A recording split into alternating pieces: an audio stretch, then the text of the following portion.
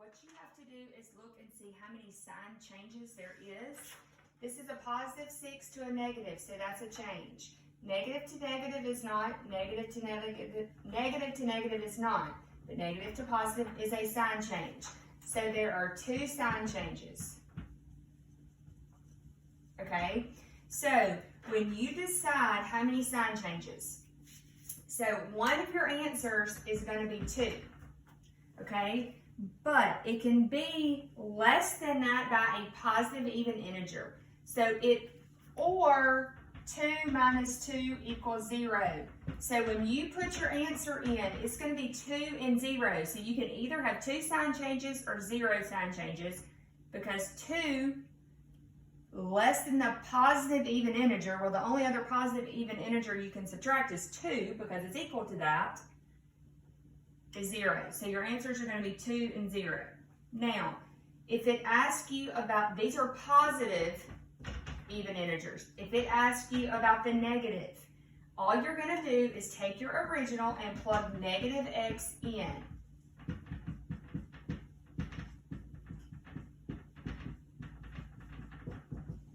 Okay, when you plug negative x in, negative x to the 4th gives you a positive x, so you're going to have 6x to the 4th. Now, negative x cubed is negative x, but negative x times negative 8 is a positive 8x cubed.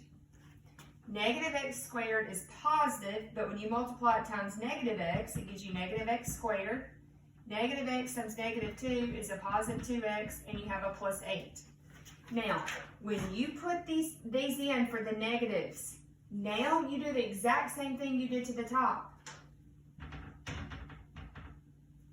All right, positive to positive doesn't change, but positive to negative does change. Negative to positive changes, and positive to positive does not. So it is 2 or 2 minus 2, which is 0. So you're going to have 2, 0. So these are your positive, this is your negative.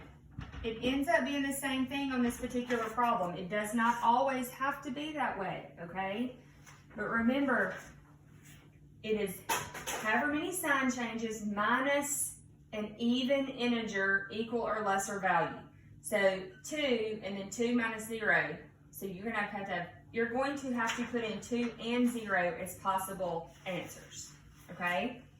Then the next couple questions are about asymptotes, and let's talk about those for just a second. A vertical asymptote, the only thing you look at for a vertical asymptote is the denominator, okay? A vertical asymptote is basically your restrictions. So in this one, x cannot be 0 because x equals 0, and x cannot be negative 1. Correct? Because a restriction is what number can you put in for x that's going to make your denominator 0, and you cannot divide anything by 0. So your vertical asymptotes are 0 and negative 1. Now, how do you know if there's a hole in your graph? The only way you have a hole in your graph is if something on top cancels with something on bottom. And in this particular problem, it does not. So there are no holes. All right, but let's look at this next problem. First off, your vertical asymptote, this could be negative 11 or 11 in your denominator, because that's what your restrictions are. But this x minus 11 cancels because it's the same thing on top and bottom, okay? So that's going to take this negative 11 off. So your only vertical asymptote is at negative 11. But there is a hole at 11. Do you see that? Because this is your hole, this is your vertical asymptote. You look at your restrictions, okay? Your restrictions are your vertical asymptotes unless it cancels with something on the numerator. If the numerator and denominator cancel, that means there's an actual hole in your graph. So if you were to draw your graph, you would get to that point, literally pick your pencil up and skip over that point and keep going, okay? That's vertical. Now, horizontal asymptotes are different. Horizontal asymptotes, there are 3 different rules that you have to go by. And each one of these problems goes with a rule. First off, you look at your exponents. You have x squared and x squared. That is your highest exponent. I always circle it because if they're the same, you're taking the numbers and actually dividing it. And 24 divided by 8 is 3. So y equals 3 for your horizontal asymptote. Okay? If they're the same, you just divide.